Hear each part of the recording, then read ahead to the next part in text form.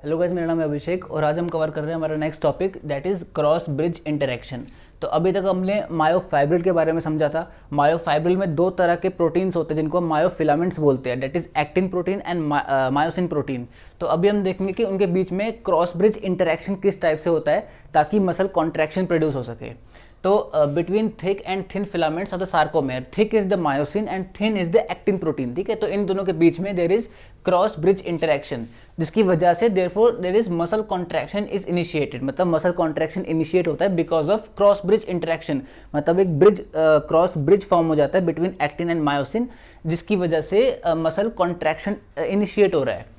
और ये इनिशिएट कैसे हो रहा है? Because of nerve impulse at motor end plate. Motor end plate मतलब कि आपका न्यूरोमस्कुलर जंक्शन, मतलब कि न्यूरॉन एंड मसल के बीच में जो जंक्शन होता है उसको हम न्यूरोमस्कुलर जंक्शन बोलते हैं। ठीक है, तो उस जंक्शन पे एक नर्व इम्पल्स अगर आ रहा है तो नर्व इम्पल्स आने की वजह से it is creating an action potential. वहाँ पे एक एक्शन पोटेंशियल जनरेट हो रहा है और एक्शन पोटेंशियल की जनरेट होने की वजह से क्रॉस ब्रिज इंटरेक्शन स्टार्ट हो जाता है between thick and thin filaments, जिसकी वजह से मसल कॉन्ट्रैक्शन इनिशिएट होता है। अब एक्शन पोटेंशियल क्या होता है? एक्शन पोटेंशियल बेसिकली ये है कि जब नर्व सप्लाई या फिर नर्व इम्पल्स आ रहा है किसी एक जगह पे, तो वहाँ पे वो सिग्नल देता है कि मसल को कॉन्ट्रैक्ट होना है, तो उस सिग्नल को हम एक्शन पोटेंशियल बोलते हैं।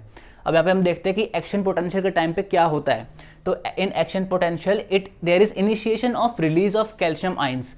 कैल्शियम आयन का रिलीज होना इनिशिएट होता है। ये हम अभी अच्छे से देखेंगे आगे, जब हम अच्छे से स्टडी करेंगे क्रॉस ब्रिज इंटरेक्शन को, वहाँ देखेंगे कि कहाँ पे और किस तरह से कैल्शियम आयन रिलीज हो रहा है। अभी सिर्फ इतना देखते हैं कि एक्शन पोटेंशियल के टाइम पे there is initiation of release of calcium ions. अब कैल्शियम आयन के रिलीज होने की वजह से क्या होता है कि calcium ion it causes troponin to reposition tropomyosin.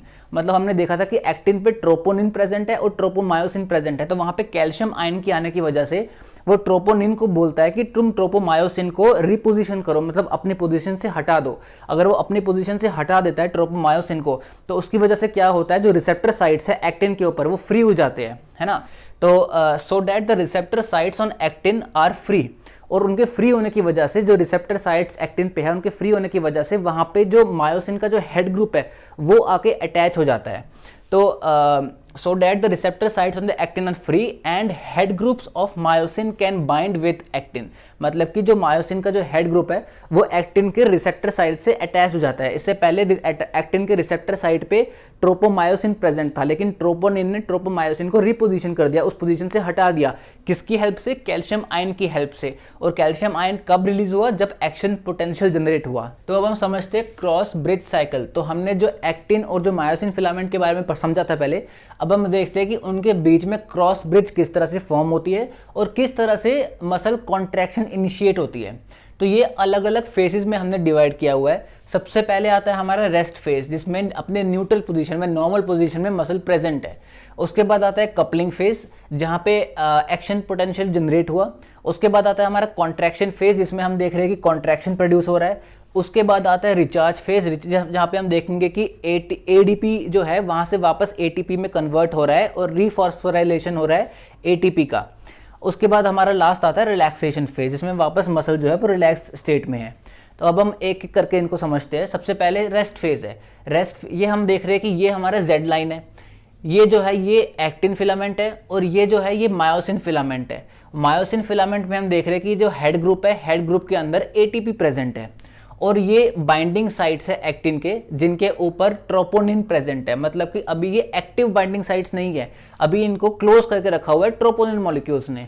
ठीक है, तो basically this is the actin filament, ये मायोसिन फिलामेंट, ये जेड लाइन है और this is the inactive cross bridge. अब ये एक्टिव नहीं है, इनएक्टिव क्रॉस ब्रिज है, क्योंकि यहाँ पे जो बाइंडिंग साइट एक्टिन पे है वो अभी ओपन नहीं है।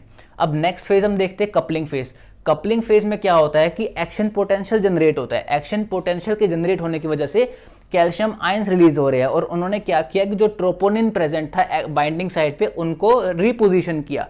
रिपोजिशन करने की वजह से जो बाइंडिंग साइट एक्टिन पे था वो फ्री हो गया अटैच होने के लिए मायोसिन से। ठीक है, तो जब हमें फ्री बाइंडिंग साइट मिल गया एक्टिन पे, तो जो मायोसिन का जो हेड है वो अटैच हो जाएगा एक्टिन के बाइंडिंग साइट से। तो this is the active site. Active site हमारा एक्टिन का जो कि फ्री है because of the release of calcium ions, उससे अटैच हो गया हमारा मायोसिन का हेड ग्रुप।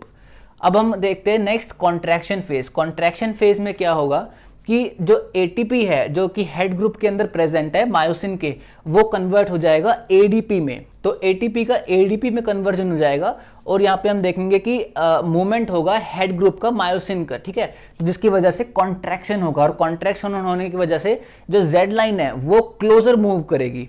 तो यहाँ पे बेसिकली क्या हो रहा है, ATP is getting converted into ADP, तो ATP into ADP plus phosphate plus energy, मतलब कि एटीपी एडीपी में कन्वर्ट हुआ, साथ में फॉस्फेट और एनर्जी भी रिलीज हुआ। और इसका इवेंचुअली रिजल्ट क्या होता है कि जेड लाइंस जो है that will move closer and together, ठीक है, जो जेड लाइन है वो क्लोजर मूव करनी शुरू हो जाती है। अब नेक्स्ट हमारा आता है रिचार्ज फेज। रिचार्ज फेज में क्या होता है कि जो एटीपी एडीपी में कन्वर्ट हुआ था वो एडीपी वापस एटीपी में कन्वर्ट होता है, मतलब कि rephosphorylation of ADP to ATP हो रहा है, ठीक है। This is the rephosphorylation phase of ADP on cross bridge, ठीक है। और रीफॉस्फोराइलेशन हुआ मतलब कि अब ये जो एक्टिव साइट के अंदर जो अटैच्ड क्रॉस ब्रिज वो वापस डिटैच हो गया और वापस जो हेड ग्रुप ऑफ मायोसिन है वो अपने नॉर्मल पोजीशन में चला गया, ताकि वो फिर से अटैच हो पाए एक और दूसरे एक्टिव साइट ऑफ एक्टिन से, ठीक है। तो ये हमारा रिचार्ज फेज हो गया। और लास्ट फेज जो है हमारा, हमने देखा है कि यहाँ पे जब ये डिटैच हो गया है एक्टिन के एक्टिव साइट से मायोसिन का हेड, तो वापस जो हमारा मसल है वो वापस अपने नॉर्मल स्टेट में आ जाएगा, ठीक है। This is the relaxation phase. तो यहाँ पे हम देख रहे हैं कि जब ये डिटैच हो चुका है एक्टिन से मायोसिन, तो वापस जो मसल है वो अपने न्यूट्रल पोजीशन में, अपनी नॉर्मल पोजीशन में वापस मूव कर रही है, मतलब कि जो जेड लाइन है वो अपने नॉर्मल पोजीशन में वापस आ रहा है। तो this is basically the cross bridge cycle.